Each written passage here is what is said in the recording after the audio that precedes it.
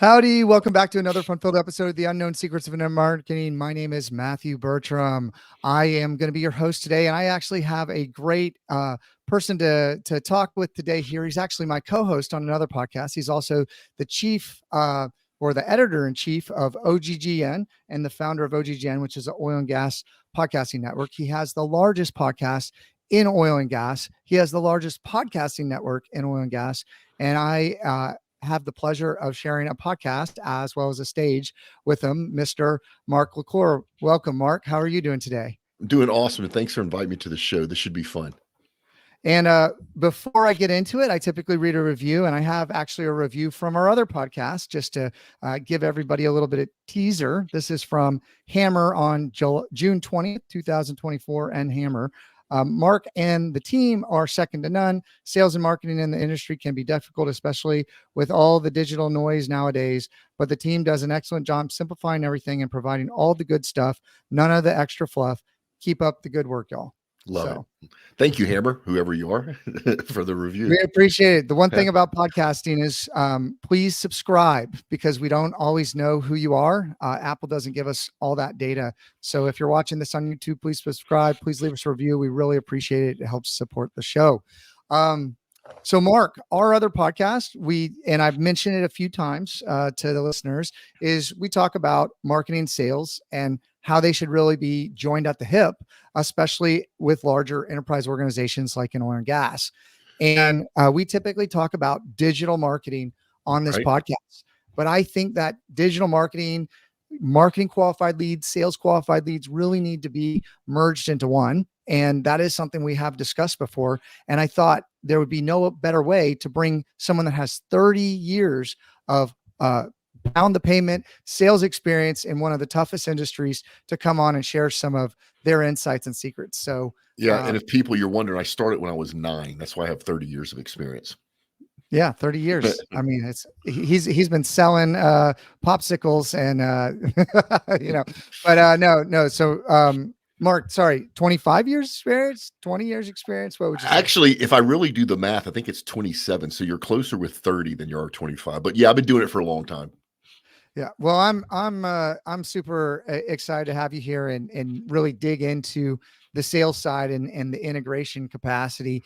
And, I think a lot of people listening have online businesses. Online businesses, you can automate sales, you can grow your business. But a lot of the companies that listen and a lot of the people that listen that work for or work with these companies have companies that have a sales component. And a lot of times the marketing is being done and then it's getting handed off. And then we lose visibility of what happens. And we generate a lot of leads. And then the sales team decides kind of which leads that they want to go after and to throw out the rest. And so, what are some of the ways that you see how to maybe better merge the sales experience if people are working with a sales organization as well as marketing? Yeah. So actually, let's back up a little bit. So if a lot of the listeners here have an online business, typically that's not a huge organization. It's a handful of people. Many times it's just one person, right? And most of the time, those online businesses rely on really high quality marketing to drive leads that converts to sales, that converts to revenue. And sometimes they don't feel like they need the need for a salesperson. So let me just give you a perfect real world example. We have a lot of offerings out there, some of them very high ticket items, really only targeted for large, Fortune 1000 companies. However, we have a huge following of small independent business owners that, maybe can't afford $6,000 or $8,000 or $10,000 a month. So we decided to monetize that smaller group. And we did it with a newsletter. And you go, okay, Mark, so what? Everybody has a newsletter. Well, this newsletter went from 0 to 20,000 subscribers in the first 30 days. So that's a wow factor right there. And I can get into later what makes this newsletter different, but I have a salesperson. So we sell basically banner ads in this newsletter.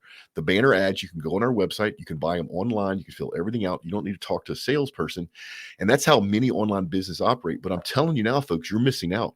What my one salesperson does that's dedicated to this newsletter is that she follows up with the people that don't buy. And she tells a very compelling story. And I would say about 20% of the time, they go ahead and convert there while she has them on the phone. So that's 20% more revenue that we would have missed out on if I didn't have that salesperson. But Matt, the bigger thing is that she stays in touch with them on a regular basis, about every other month. Just a quick little ping, how you're doing, here's something's interesting. And if I'm watching this over about a year's time, she's actually developing sales from old contacts that came in through the website a year ago that normally, even though if you had some drip lists or email automation, you would have dropped off. So she's not only paying for herself, but she's generating revenue with revenue that we would have missed if we would have concentrated only on the online sales component. And I pay her literally a percentage of the sales.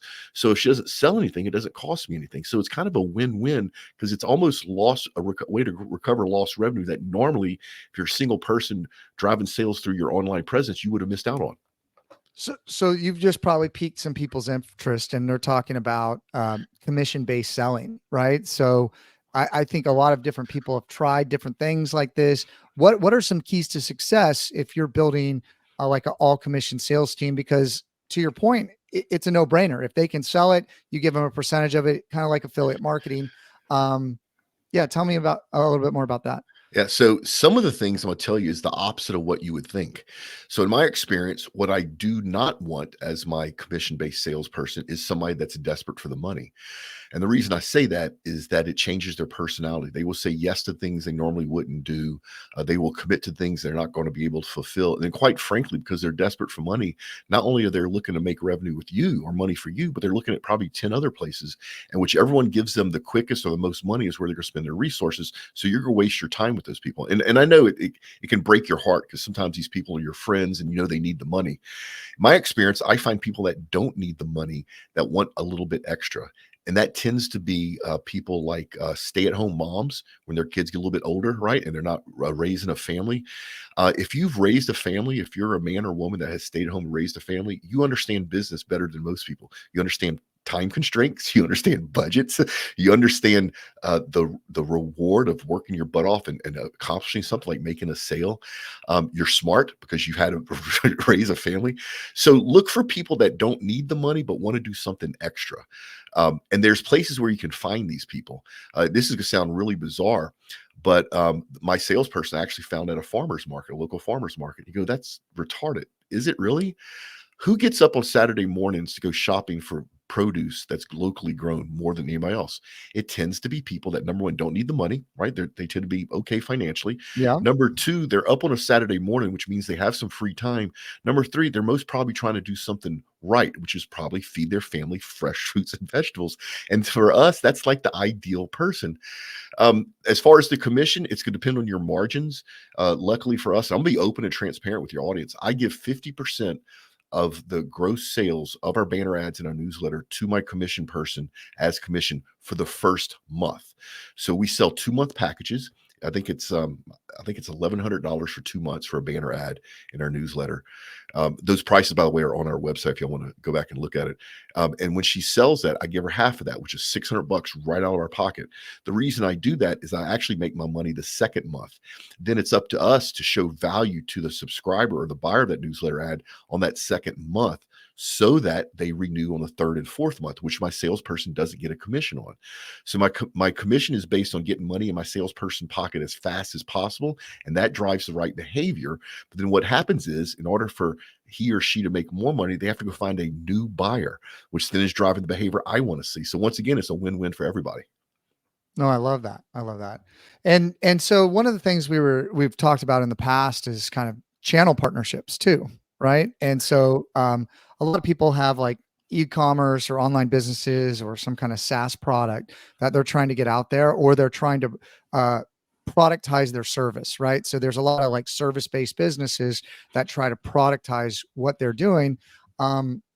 Talk a little bit about maybe channel partnerships on how you could leverage maybe a bigger network to reach more people if you're short on a sales team, or your whole team is like e-commerce or online.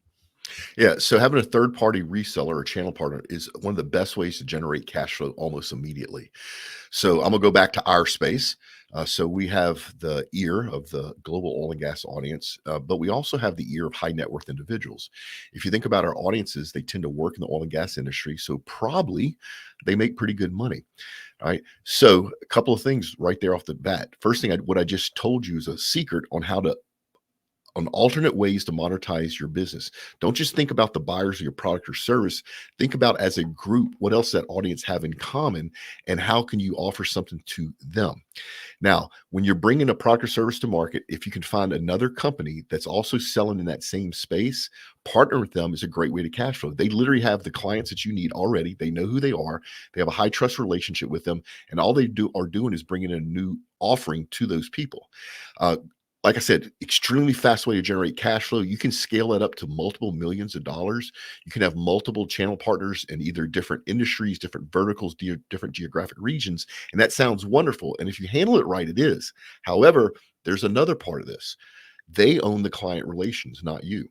So they're the ones that build the trust. They're the ones that have the relationships. They're the ones that have the master service agreements. They're the ones that get the POs.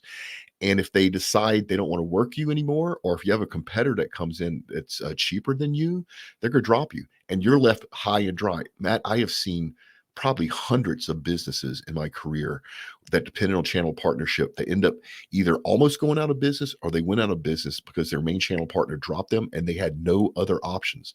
So if you decide to go down the channel partner relationship, a couple of bits of advice. Number one, make sure your contract is written where it's also okay for you to have relationships with those same end buyers. Most channel partners put language in their standard contract to keep you from doing that because they're trying to protect themselves, and you get it. But if you ask them to let you also go after the same people with your direct sales, they'll say yes. They'll change the contract language because they want your business. The second thing is to make sure that you get some good feedback on the channel partners before you sign an agreement. Talk to some of their other vendors and see what they have to say about them.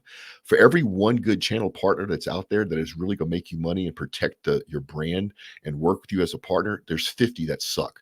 And a lot of them are unethical. And you don't want your name attached with that. And once again, you have no control over that. So my advice would be, if you want quick cash flow, look for channel partners that are already in your space, but have a backup plan of how you could build those client relationships yourself simultaneously. Okay. And so I want to go back and just preface, we've had this discussion, but I think it's beneficial to have it here. Like, how does sales typically view marketing, and what are some of the preconceived notions? And then maybe over time, how has your opinion of marketing changed? So my entire career, sales tends to see marketing as somewhat useful, but not really. And we all know this story. Marketing hands over 20 marketing qualified leads. The salespeople go through the trouble to reach out and to start a conversation with people, and come to find out, of those 20, 19 of them sucked. And one was maybe okay. And so if you're a salesperson, you have the same 24 hours a day as every other salesperson. And if what marketing is doing is not helpful to you, you'll quit using it, right? Now, the other side of the story is the marketing team work their ass off to develop these leads. They hand these leads off to the sales team, and then sales closes none of them. And so that's what starts the little bit of friction between sales and marketing. And the conversation is always the same. Marketing says, we gave you 20 leads, you didn't close any of them, and sales goes, they sucked. Well, the problem there, quite frankly, is the salespeople. The salespeople need to learn how to partner with the marketing people, which is the premise of our podcast. We literally, Matt and I, believe that oil and gas salespeople and marketing people should be joined at the hip. They should not be separate organizations. So they should work together. They should be compensated, similarly, to drive the right behavior. However, I fast forward to now, and with the advent of digital marketing, the really good digital marketers now are super helpful for sales teams. Not just with generating leads, which is what most people think of. I think the bigger help is nurturing those leads further along the process or further down the funnel, so that by the time the salesperson gets involved, the deal is almost done. And if you have a good marketing person, a good marketing team, you love that. Imagine being a salesperson, waking up, open your calendar, you have 4 meetings, and you close all 4 because the marketing team did all the work up front to educate, inform the buyer on what they were getting themselves into. That's actually one of the reasons I mentioned earlier on our website that all of our pricings here are very transparent. We do that for two reasons. One is we want to be open and transparent. We're like Apple. Our prices are out there and you can either pay it or not. But the really bigger thing, Matt, is it pre-qualifies people. And that's my marketing team's idea, to have our pricing or offering out there, which means that people that can't afford us don't even pick up the phone. And then, like I mentioned earlier, those people that can't afford us, we now have a lower price option to try to capture that revenue as well. Well, Google likes that too. Okay. Yeah, and Google loves that. Yeah. Right. So a lot of people don't want to put their pricing out there, but really Google wants to make sure that you're doing everything you can to help that person make a decision off of that one page that they're landed on. They're looking at. Let me talk about that real quick. That is fear. The reason people don't put pricing on their website is their fear is, oh, I'm gonna lose some business. That is not true. Think of your own buying habits. When you go to buy something, if it's too expensive, do you not buy it? No, you either put it off, you figure out a way to pay for it. You come up with some way you're interested in that solution no matter what. And it's the same way with the website. I have, I don't know what the real number is. We have a lot of people that reach out to us once they see our pricing on our website and they go, hey, that's a little pricey. Is there something else we can do? And then we engage with sales conversation to see if we have other options that we can help them. And then I'll tell you something else. When you have that price pushback, it's usually not about price, even though they say it is. It's usually about risk. When I have these bigger conversations around podcast sponsorships, which are really big dollars, and it tends to be with very big companies, I tend to do it in person if I can. And what I'm doing is I'm reading the room. And when I mention that it's $6,000 or $10,000 or $50,000, I watch people's faces. And I always notice the person that makes a face. And that's usually the person who goes, hey, that's a lot of money. And I stop the conversation right there in the room. I go, is it really a lot of money? Or are you worried that you're not going to get a good return on your investment? Yeah. And if they're honest with themselves in the room, the people, they'll say, yeah, it's a risk that we don't want to take. We want to mitigate that risk. And so we have ways to mitigate that risk. One is our contracts are written with a 30-day out. So for any reason or no reason, if you do business with us and you need to get out of the contract, whether that's we have another stupid pandemic or you get mad at me or you don't have the budget or you're not getting the return on your investment, you write me an email and 30 days out, you're out of the contract, no questions asked. See what I did there? I just mitigated that pushback on the price because it's really about risk. And that's the same thing with putting your prices online. If you have several options and an easy way for people to get in touch with you, when they see your prices, if they can't afford it, they're not going to go somewhere else. They're going to reach out to you and see if there's some other way you can work with them. Then it's up to you to figure out how that would work best for both of y'all.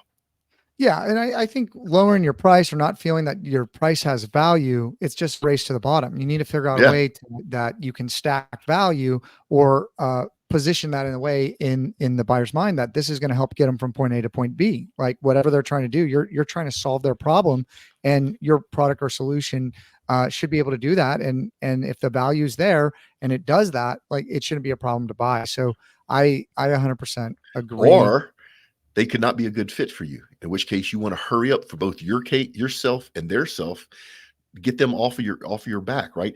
If they aren't not a good fit for you, if they can't afford you, or you don't actually fix the problem, help them understand that quickly so you're not wasting your time and their valuable time having the conversation. That is just as valuable as closing the deal.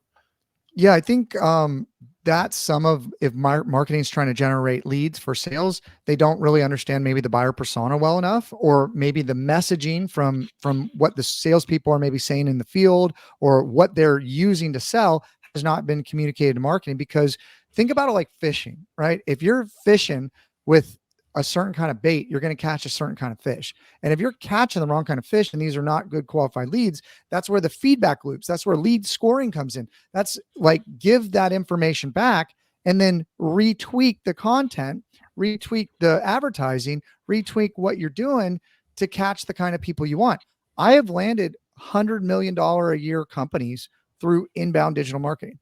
Like it's about the bait that you put out there. It's about what you're pushing out there. Are people attracted to that? Is it going to solve their problem? And are you clearly communicating that? I think the salespeople is like professionally helping them buy. So there's probably questions for bigger ticket items, how to kind of walk them through the door from a customer support standpoint, but also they're the ones closing the deal. And many times they might be the one at bigger organizations managing that relationship or account. So Yeah, when you get to complex sales, and I know I'm gonna get some hate mail on this, but I firmly believe this. When you get to complex sales, you have to have a salesperson involved. Their role or their title doesn't necessarily have to say sales, but you have to have somebody that can help your customers buy. I give you a perfect example.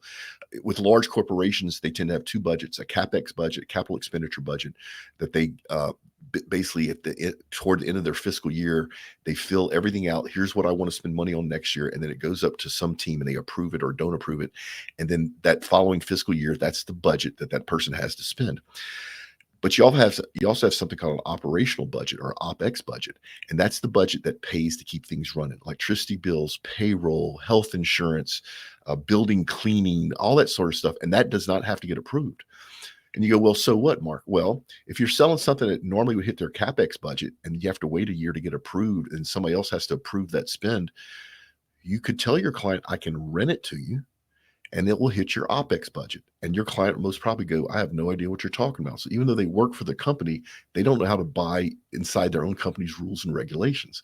So you go, yeah, I will rent this to you instead of sell it to you. By definition, that now hits your operational budget, not your capital expenditure budget. And then you can have it right now. And then the way you do that, there's a bunch of companies out there. Just look for invoice factoring companies, and they will take your product and your price, they will mark it up so they can make a profit, and then they will turn around and rent that to your buyer. They would be the one that handles all the paperwork, all the contracts, but now you've moved that from the buyer's CapEx budget to their OPEX budget, and they most probably didn't know you can do that. So by understanding that complexity of the financial world, especially if it's a public company, you're helping the buyer buy. And so you can't do that online. I'm sorry. You need somebody that understands the intricacies, that can read the P&L, that understands the individual companies better than your buyer sometimes, so you can help them buy something they want. So there's a perfect example that you can do a lot without salespeople. Technology can do a lot, especially around the education, attracting attention, brand awareness. But when it's complex and you need to understand that stuff, right now the AI can't quite help somebody switch from a capex budget to a OPEX budget buy. All right, fair point. Let's talk about account-based selling. Why don't you define for the audience how you view account-based selling? Because I think, or even account-based marketing, I think those two kind of overlay on each other. Well, I think they're the same. They're doing two different jobs with the same goal, but it's all about understanding. And it's so I love account-based selling and account-based marketing. I've always done it, even though it's been called things in the past. So in my world, if I'm talking to somebody that wants to work with us from somebody like, say, ExxonMobil, that corporate culture, their reach, their buying ability, the size of their budgets is different than if I'm talking to an oilfield service company like Halliburton, right? So even though they're both in oil and gas, the messaging is completely different. So I customize not only my messaging, but my approach to ExxonMobil, which is different than I do at Halliburton. And then even within inside of ExxonMobil, I customize it even further. So I niche it further down. If I'm talking to an executive team, and I give a perfect example. We're talking about SEO right here, right? So let's say I work for a company that help other companies increase their organic search engine rankings. And I'm talking to ExxonMobil, which, number one, congratulations. The odds of you having that conversation are slim. But number two, if you're having that conversation with somebody on the executive team, you're now talking about shareholder value. You're going, ExxonMobil, the world thinks you're destroying the planet, that you're causing runaway catastrophic global warming.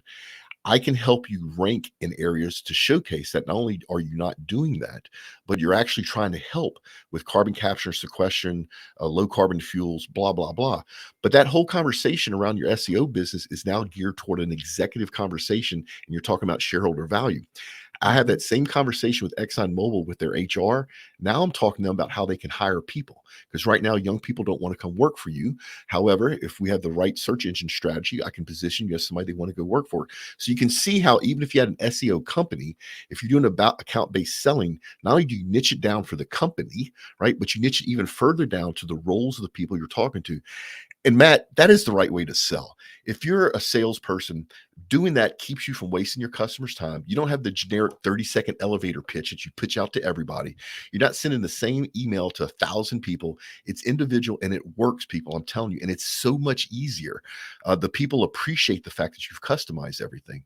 The marketing side for account-based marketing is the same thing, but now you're using the toolbox that the marketers have, not the toolbox the sales have, where you're making it very individual. And yes, I know it's more work. And yes, I know that with AI, you can craft these beautiful messages with all these emoticons that you can blast out to thousands of people. Stop doing it. Unless you're in a commoditized world like paper clips, stop with that broad-based. It just doesn't work. And it worked in the 90s and 2000s. Quite frankly, we did it. It doesn't work now.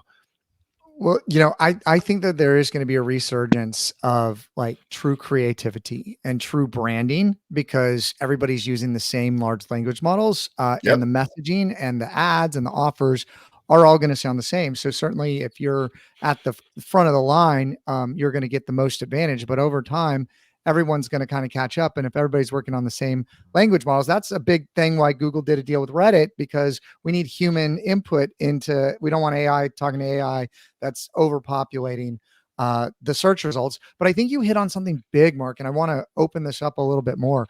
You talked about creating shareholder value through content marketing. Okay. And SEO is a huge part of content marketing. But a lot of times people in the marketing space are really hyper focused on driving sales or driving, top line sales, basically, right? Like, get me more leads, get me more sales. The way to use all the tools, I believe, of the digital marketing like tool belt is you're solving problems, right? So even internally, you can use social media. You talked about hiring, for example, right? So positioning the brand in a way that's going to attract whatever generation you're targeting, and also how people are searching online. We've talked about doing podcasts internally, right? Like to communicate that message one to many from a value. That's a communication issue from the executive team of communicating something to a large organization, and through a podcast is a great way to do it. All of these different tools that are in the digital marketing landscape could be used in different ways. I've brought people on the podcast in the past. I've had conversations about, Facebook ads. We're in the political season, supporting a certain candidate, or having people think a certain kind of way, or lobbying, getting the public message out there for XYZ, right? So there's a lot of different ways that if you look at digital marketing, what is the problem you're trying to solve? And can you do that online? Can you do that through messaging? Can you do that through reach? Can you do that through targeting? Can you do that through your target persona? All the answers, I think, are pretty much yes. And so what I really want people to do is think outside of this groove, this wedge, this box that we're in, that all you're doing is driving leads and sales. And we're a big, data-driven company, and we drive results, and our previous name was eWeb Results. And so we did that.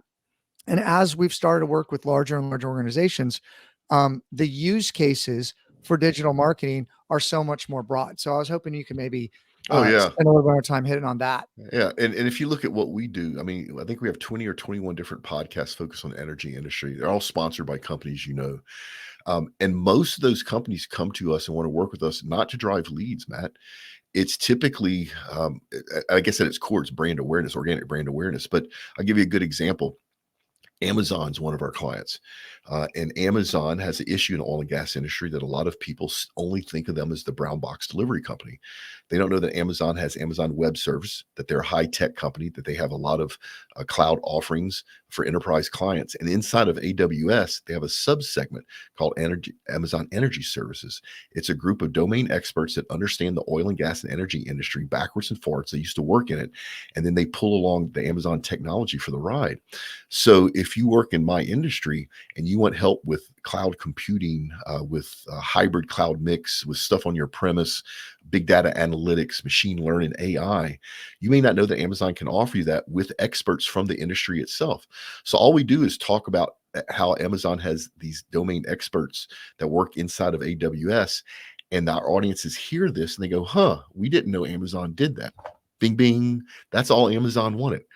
All Amazon wanted is for us to educate our audiences that they have an offering they didn't know. And you know what happens? Sales naturally follow. We actually track that organic brand recognition as a metric as part of our sponsorship with Amazon. We ask a 1-question survey.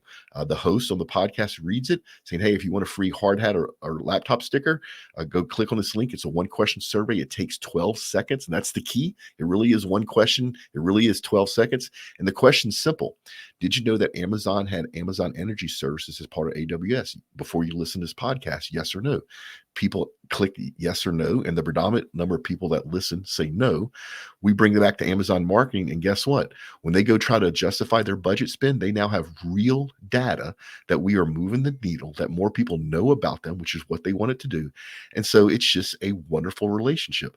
To your point, what we're really doing is using the digital marketing toolbox to do something other than drive leads, but it's just as valuable, if not more valuable, to our client.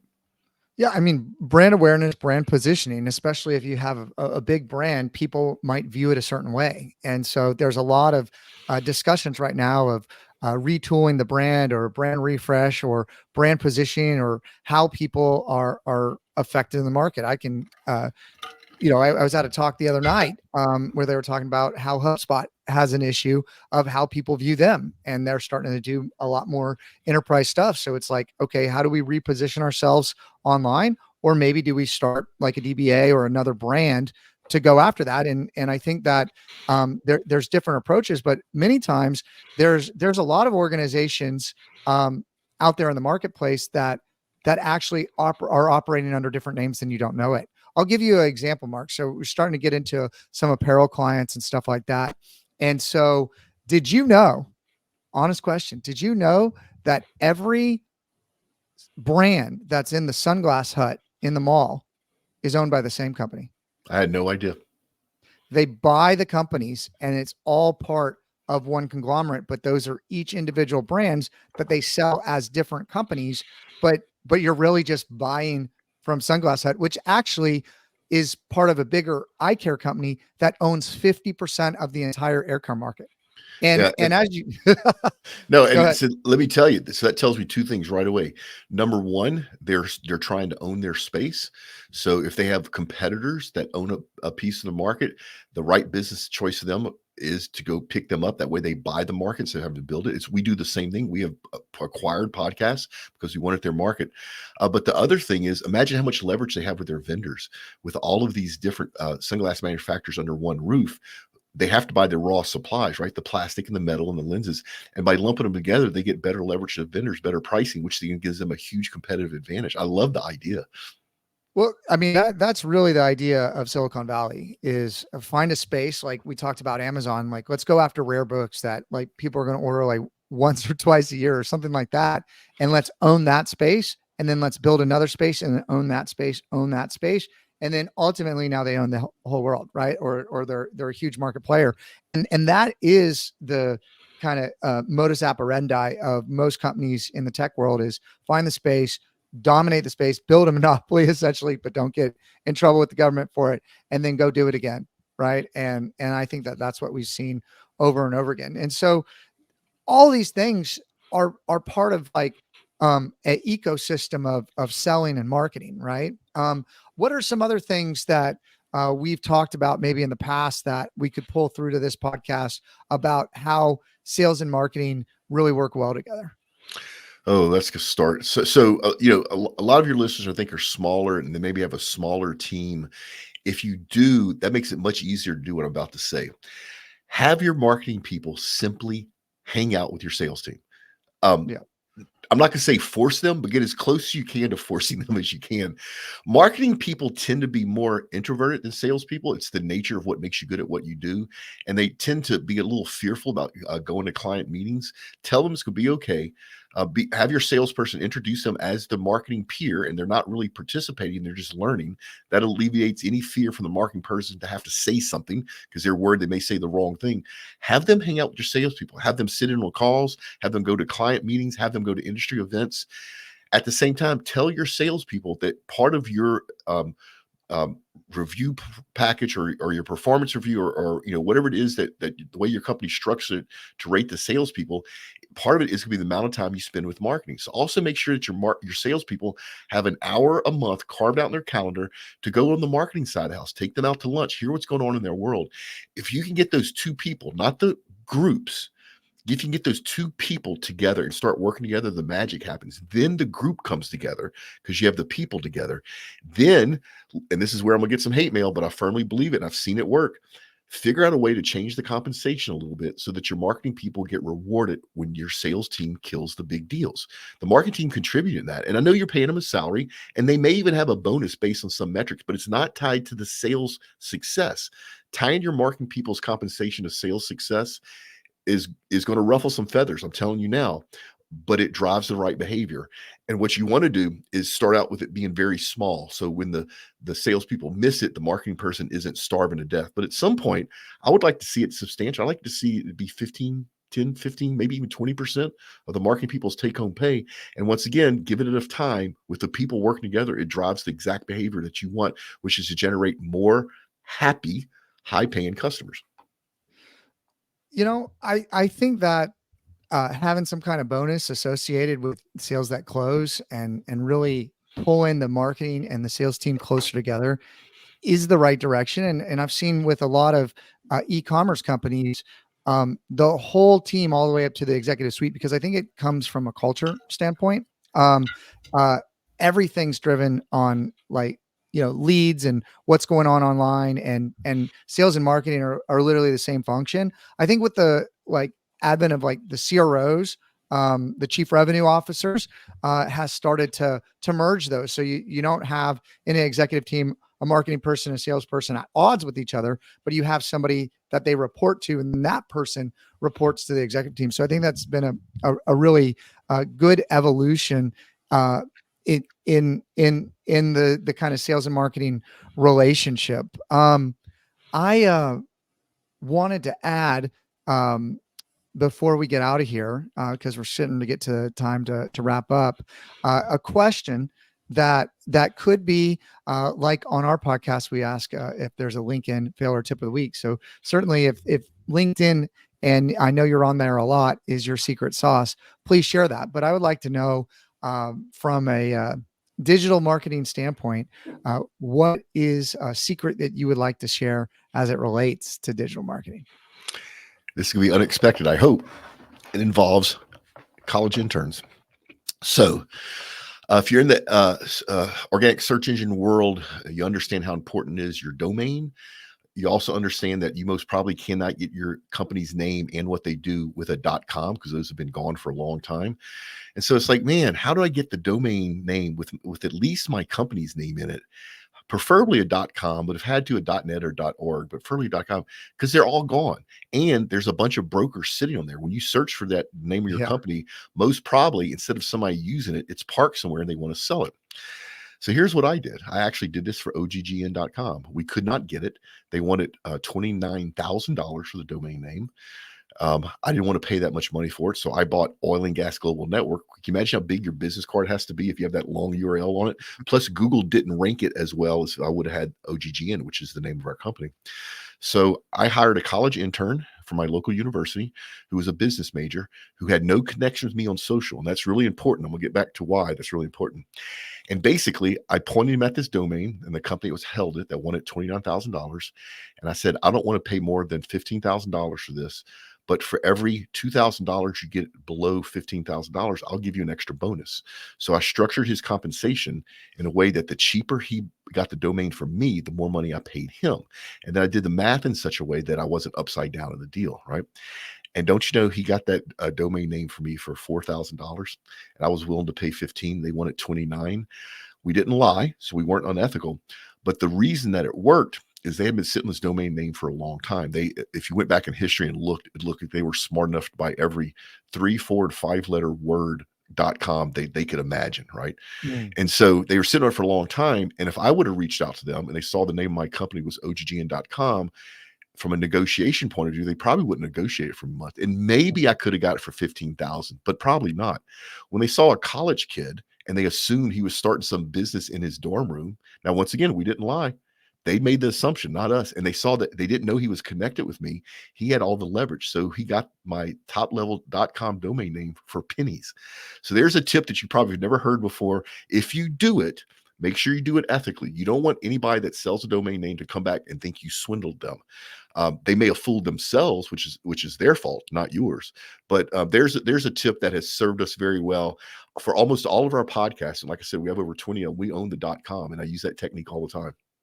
That's great. Thank you so much for sharing, Mark. So, Yeah. what's the best way for people to find you and to find out more about what you do? Yeah, easiest way is hit me up on LinkedIn. Like Matt said, I'm very active. It's Mark LaCour, the podcast guy, the oil and gas podcast guy. I'm on Twitter a lot as well. Not so much on the other social channels, although we do have a presence. And if you want to check out the podcast arena and actually look at our pricing and look how we structure our pricing, which is going to be useful to you, whether you're in my space or not, just go to OGGN.com. Remember, I got that domain cheap because of how I use an intern. Awesome, Mark. Well, thank you so much for coming on. I'll put the link to OGGN as well as our podcast if people want to go check that out to hear more of us banter back and forth about sales and marketing. Until the next time, bye-bye for now.